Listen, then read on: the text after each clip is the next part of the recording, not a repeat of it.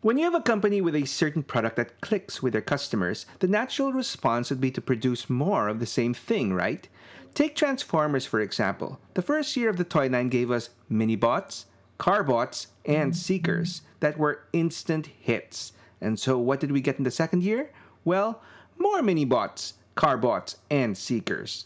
Curiously though, we didn't get more of what I assumed was another fan favorite, cassette bots. We had to wait one more year to get our first new one. And given it was the only one, you'd think we'd get something cool or fearsome like, I don't know, just spitballing here, but maybe a shark, crocodile, or dragon. But no, all we got was a bat that looked like a rat.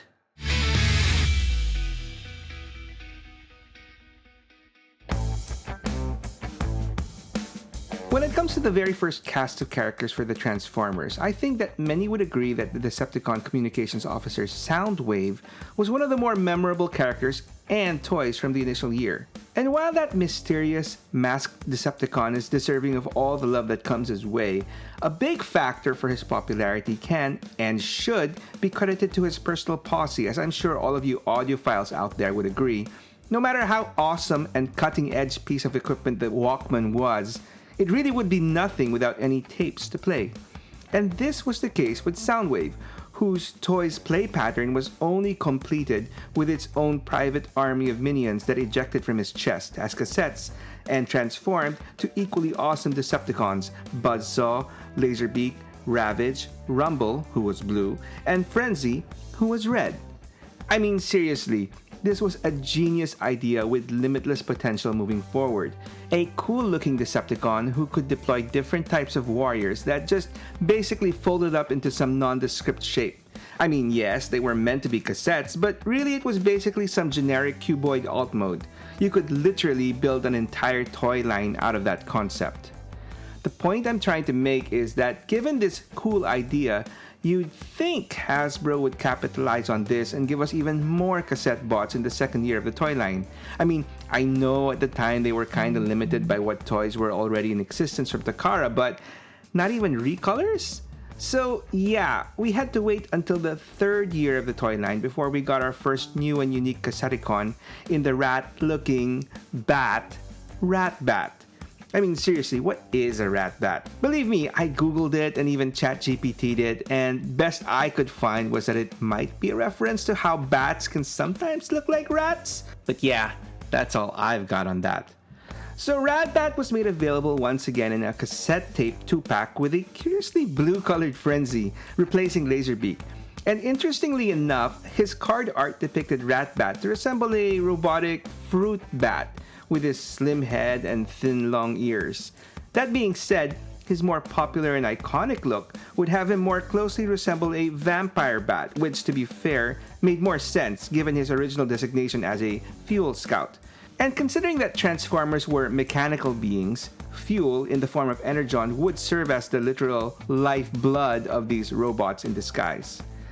Anyway, this is not to disparage any bat fanatics out there, but at least for me, I found myself being a little underwhelmed with the concept of Soundwave's new minion transforming into a bat. I mean, at best, it could be a bat out of hell, or even be a symbol of fear, but in my book, it was just redundant as we already had two established flyers on Team Soundwave with Laserbeak and Buzzsaw.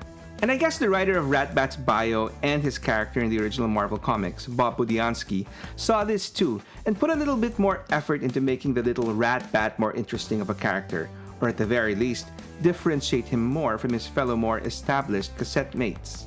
First of all, his original tech spec has him as a fuel scout with wings equipped with mechanical sensors for finding fuel sources. Being a bat, this makes perfect sense given bats are best known for having really powerful radar-like senses and for causing COVID. Just kidding. And keeping with the bat theme, Ratbat uses his mecha fangs to plunge into other machines, but more specifically, fancy sports cars to drain them of their fuel. More importantly though, Ratbat's role as a fuel scout intrinsically makes him, despite his diminutive size, all that more valuable to the Decepticons. Anyway, while in the cartoons, Ratbat wasn't featured much, and whenever he was merely portrayed as another non-speaking pet of Soundwave. It's really in the original Marvel comics that Ratbat truly made his mark for the first time. In the comics, Ratbat was one of the many Decepticons left on Cybertron, where he gained the rank of Decepticon Auditor. Seeing that the whole conflict on Earth was proving too taxing energy-wise, Ratbat contacts Shockwave, who at the time was leading the Decepticons on Earth, and calls him out, threatening to completely shut down the most energy-draining machine in their arsenal, the Space Bridge, for good. Of course, Shockwave blames everything on the Autobots and convinces Ratbat to use the bridge one more time and port over the deadliest Decepticon on their team, the gigantic Trypticon, right at the Autobots' doorstep to destroy them once and for all. So as the story goes, Trypticon comes a-knockin', and fortunately for the Autobots, Grimlock leads his fellow Dinobots in repelling his attack. And while the Dinobots don't outright defeat Trypticon, they manage to cause him to expend enough energy way beyond Ratbat's comfort level, causing him to promptly call Trypticon back to Cybertron. Incidentally, it was this victory that finally convinced the Autobots to officially promote Grimlock as their leader, replacing Optimus Prime, who had died a few issues prior. Apparently, installing Grimlock as the new Autobot leader was just the first part of writer Bob Budiansky's plan to shake things up and give both warring factions new but rather unconventional leaders. It wasn't long before Ratbat decided to make the trip to Earth to monitor Shockwave's energy expenditures more closely and logically take over as leader of the Decepticons when the purple one-eyed dude eventually kicked the bucket. Now, while Grimlock's tenure as Autobot leader didn't turn out as the good guys had hoped, with the Dinobots staying true to his alt mode's name, turning into a tyrant king with a literally custom-fashioned crown, Ratbat apparently turned out to be the opposite for the Decepticons, as he was quite the successful leader who, while not being successful outright at defeating the Autobots, came pretty damn close with all his out-of-the-box schemes, most notable of which was his car wash of doom. So Ratbat takes control of industrialist GB Blackrock's mind and has himself franchises of wash and roll car washes, which turn out to be equipped with specialized strobe lights that literally wash the brains of car owners who drive their vehicles through the wash. After said wash, the helpless hypnotized drivers then proceed to a Decepticon secret facility to empty out their fuel tanks, earning Ratbat and company some much needed fuel for Energon with no one none the wiser. Perfect plan. Until the Autobot human ally Buster Witwicky follows his hypnotized girlfriend Jessie to the Decepticon facility where he manages to foil Ratbat's plan by causing his own impromptu light show, freeing Blackrock and all the hypnotized peeps from Ratbat's control, and together shoo him away with a barrage of hammers, wrenches, and well, whatever else they could get their hands on. Oh, and did I forget to say that in the Marvel comics, Ratbat is now apparently a giant bat? Just thought it was worth mentioning. Anyway, another one of Ratbat's unique schemes was to create a new Decepticon island base and disguise it as a beach resort called Club Con. Truthfully, this resort was meant to serve as a distraction, as Ratbat's real plan was to have his new combiner team, the Seacons, find two long-lost Autobot cassettes who contained information on the location of a super-powered artifact called the Underbase, which had power that Ratbat naturally wanted for himself. Unfortunately for him, for some unknown reason, he appointed a newly reactivated Starscream as his wingman. And if you know where this is heading, the crafty dude ended up pitting Ratbat against another up-and-coming Decepticon leader, Scorponok, thus opening the door for Starscream to take in the Underbase for himself. This basically led to an ultra-powerful Starscream cleaning house and deactivating a host of Autobots and Decepticons who tried to stop him before he himself, overloaded with the full power of the Underbase, went pop. Anyway, while Ratbat was one of the few bots to survive Starscream's rampage, it was a short-lived victory, as it wasn't long before Scorponok had enough of his batty ass and killed him.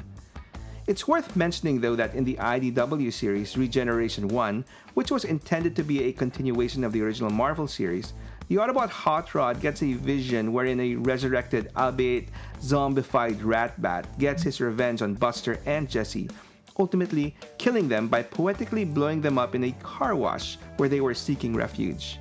Now, whether all of this is actually canon or not is up in the air, but It's nice to know that even in possibly some alternate universe, the Bat got his revenge. Fortunately for Ratbat, later Transformers writers picked up on the highly intelligent little Decepticon and expanded his history a little more. In the short-lived Transformers run by publisher Dreamwave, Ratbat was introduced in the miniseries War Within: The Dark Ages, which took place millions of years on Cybertron, long before the whole Autobot and Decepticon war made its way to Earth. The Dark Ages in the title refers to a time when both established leaders, Prime and Megatron, are temporarily lost, leaving both sides to splinter into smaller factions. Ratbat leads a group called the Ultracons, a group that believes in a more efficient way of waging war with a smaller force and by targeting and controlling key resources. Anyway, what's notable about this iteration of Ratbat is, well, he's not a bat. I mean, at least initially. Throughout the entire series, Ratbat is depicted as a regular bipedal bot who admittedly possesses some batty-looking details and even has his own unique alt mode. True, in the present day, he is depicted in his iconic bat form. There obviously was a story to tell that led him to changing bodies either willingly or forcibly. If you ask me though, I would think that he figured possessing a smaller form was just a better way for him to expend less energy. But we'll never know, as Dreamwave abruptly ceased operations when they ran out of money and lost the Transformers license.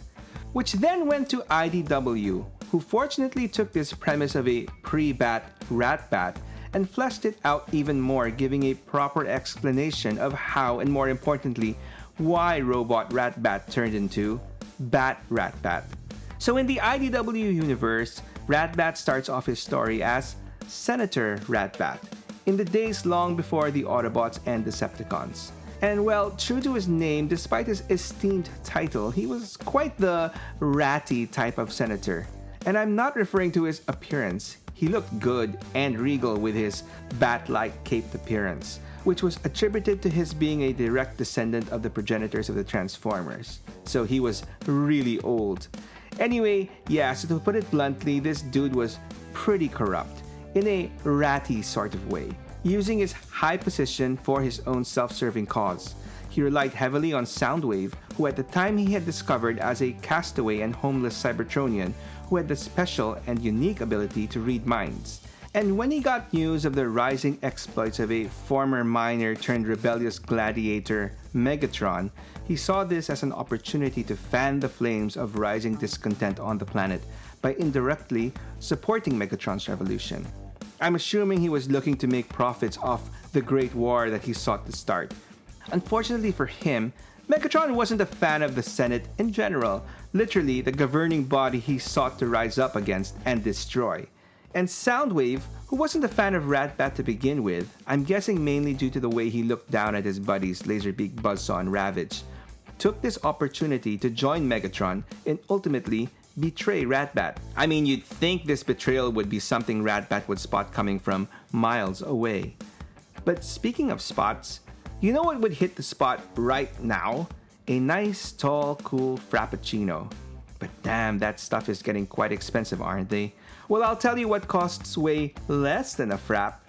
My channel membership, where friends of the Toyshelf can enjoy early access to my main stories and additional extra content as well. So to all my amazing viewers, you know who you are.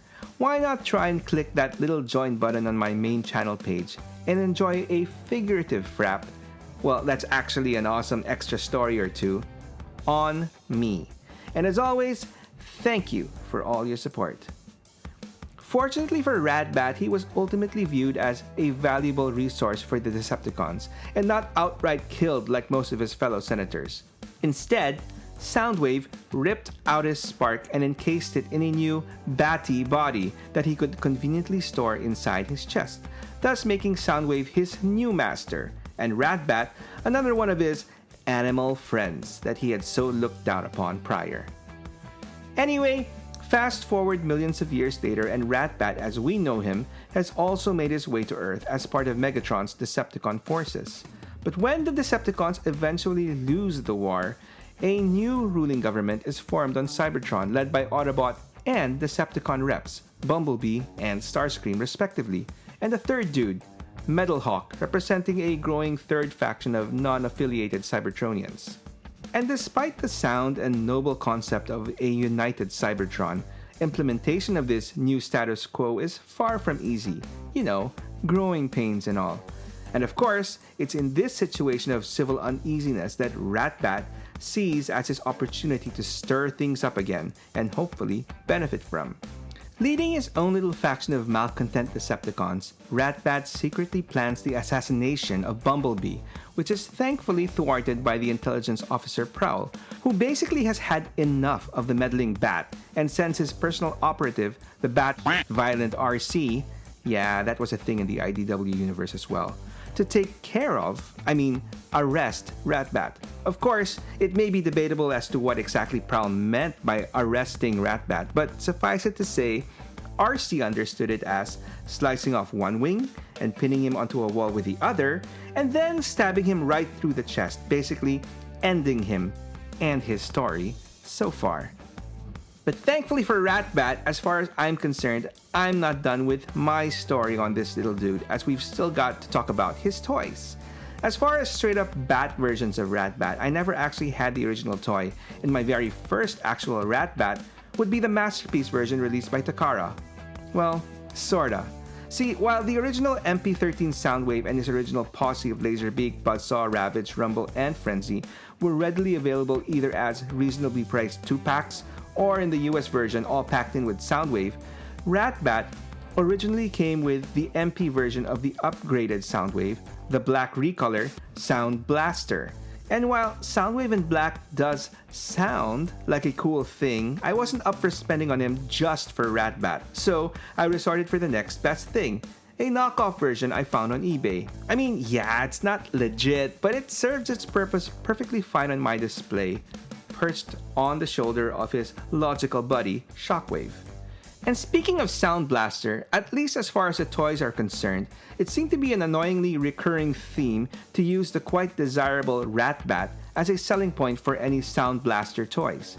Case in point, although he never came out in the actual Transformers animated show, a Sound Blaster toy was released that came packaged with an animated Ratbat. The cool thing about this Ratbat was that he transformed into a keytar. Seriously, that's just more of Transformers animated goodness right there. Sometimes I wonder what could have been if that show continued. Could we have had a complete Soundwave band? Laserbeak and Buzzsaw as twin axes, Ravage as a bass guitar, and Rumble and Frenzy combining into a drum set. Come on. Talk about a missed opportunity. But anyway, I digress. It wasn't long before I replaced my MP13 Soundwave and tapes with what I consider to be a much more superior Soundwave with Fans Toys, Robot Paradise's Acoustic Wave. And once again, while the original 5 tapes were easily obtainable, Ratbat was packed in with their Sound Blaster repaint, Acoustic Blaster. And while this version definitely looks better than what I currently have, I think I'll hold on to my KO version on this one. On the Chug front, the only version I really needed was the one released in the Siege line, which ironically didn't come packed in with their version of Sound Blaster, the only Sound Blaster that I got from my collection. Having said that, it's nice to know that the humanoid version of Ratbat has also gotten its fair share of plastic representation as well. Granted, I believe that they were all repaints / retools of other characters. I think for the most part they were all pretty well done. The first was in 2008 with Universe Ratbat, which looked to be directly inspired by the Ultracon Ratbat from Dreamwave's War Within series. And while it would look like a mold made specifically for Ratbat, it was originally made for another character, Sideways from Transformers Cybertron. Or is that Noise Maze from Galaxy Force? Sorry, I wasn't into Transformers at that time, so all I care about is that this mold eventually ended up as a cool version of Ratbat. The next one is probably my favorite of the bunch, and that would be 2013's Generations Ratbat released by Takara Tomy. Sure, it's basically a recolor / retool of Generations Scourge, but I really loved that toy for its engineering and design, and given it transformed into a more stylized, non-surfboard shaped alt mode, this just makes him even more perfect as Ratbat. Plus, with the new Studio Series 86 Scourge in hand, that makes this Generations Ratbat even more unique. It's worth noting that the Studio Series 86 Scourge was also repainted into a more IDW-accurate Senator Ratbat, but as cool as that one was, I definitely prefer the Generations version. And finally, if you're into third-party masterpiece-ish Transformers, Mastermind Creations has got your back with their 2019 TFCon exclusive, Ultio, itself a retool of their previously released take on Drift called Aero Alpha. What's cool about Ultio was that it was tweaked even further for the next year's exclusive into another darker bat-inspired character, Vexo Promenon. Definitely a cool idea, but I don't know, I will always prefer the original Transformer Bat's signature purple and black deco. And speaking of purple and black, I forgot to mention, did you know who Ratbat hired to try and assassinate poor Bumblebee? Well, none other than the black and purple seeker, Skywarp. If you want to know more about this real American hero, yep, that's not a mistake, I've got his story here. Or if you want other Transformer stories, you can check out this playlist over here. Either way, thanks for watching, and I hope you come back for more.